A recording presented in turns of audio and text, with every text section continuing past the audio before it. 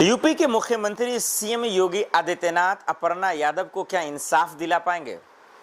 क्या वो ये इस बात को साबित कर सकते हैं या ये बता सकते हैं या डंके की चोट पर कह सकते हैं कि वो उनके पति के साथ हुई धमकी को लेकर क्या इंसाफ दिला सकते हैं?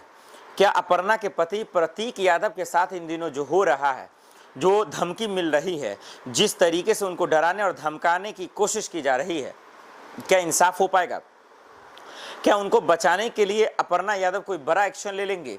क्या अखिलेश यादव और डिंपल भाभी अपने परिवार के लिए कम से कम सियासत को भूल जाएंगे? क्या राजनीति नहीं करेंगे और कम से कम भाई के लिए, जो छोटे भाई प्रतीक है, क्या उनके लिए कम से कम केंद्र की सरकार के साथ साथ डबल इंजन की सरकार से सवाल पूछेंगे? क्या अपनी बहू, क्या छोटी बहू, ननद, जो भी रिश्तेदारी में आता है, क्या एक लाइन में कहें तो अपने परिवार के लिए आवाज़ उठाएंगे? क्या अपर्णा यादव को इंसाफ दिला पाएंगे? चलिए, ये तमाम सवाल तो आपके सामने मैंने रख दिया, लेकिन पहले मामला समझते हैं कि है। 2-3 हो गए दर्शकों, 2 से 3 दिन हो गए। अपर्णा यादव के पति के साथ जो हुआ वो दुखद है, वो गलत है। इसलिए नहीं कि वो एक आम आदमी है, इसलिए नहीं कि कोई बड़ा आदमी है, इसलिए नहीं कि वो उद्योगपति है या कोई बिजनेसमैन है या कोई बॉडी बिल्डर है।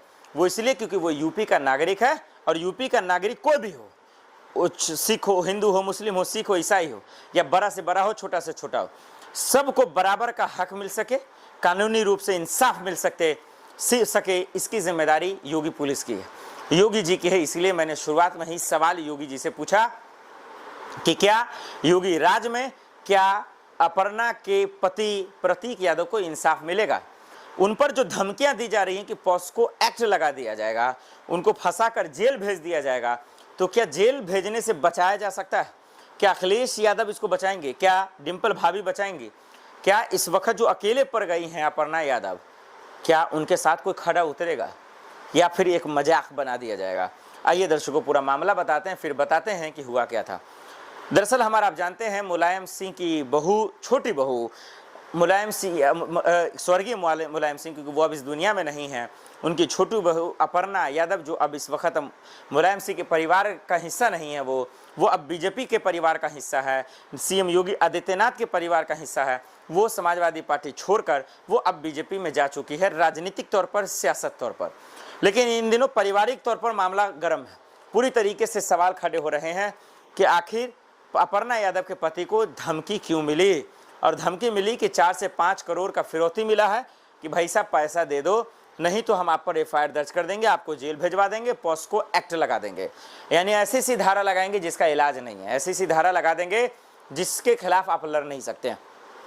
इसीलिए अपर्णा यादव की तरफ से मैं सीएम योगी आदित्यनाथ से अपील करना चाहता हूं कि योगी जी, आपका कानून तो बहुत स्ट्रांग है, बहुत मजबूत है, स्कूल बंद करा देते हैं, जब आप माफिया को ख़त्म कर देते हैं, इन गुंडों को क्यों नहीं पकड़ते जो आए दिन सोशल मीडिया पर धमकी दे रहे हैं, किसी के पति को मारने की बात कर रहे हैं, फिरौती कर रहे हैं, करोड़ों रुपया ठगने और वसूलने की बात कर रहे हैं, तो पॉस्को एक्ट लगा देंगे जैसे कि धमकी देते हैं। फिर आपका पुलिस कहाँ सोया हुआ है? क्या आपके पुलिस को नींद आ गई है?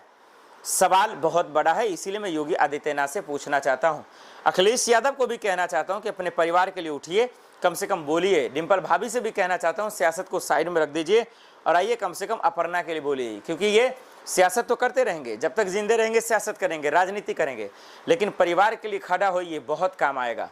अपर्णा के साथ जो हो रहा है इन दिनों दर्शकों, जो उनके क्या संपत्ति के वजह से तो नहीं हो रहा, क्या उनके पति के साथ जो हो रहा है, वो तो सीधे साधे हैं प्रतीक यादव, वो तो अपना बॉडी बिल्डर हैं, अपने जिम में लगे रहते हैं, वो तो सियासत के हिस्सा भी नहीं है। फिर उनको टारगेट क्यों? ये मैं जब अब बोलूंगा दर्शकों, आपके रोंगटे खड़े हो जाएंगे कि मेन प्रतीक यादव टारगेट है या अपर्णा। आइए अब आपको समझाते हैं।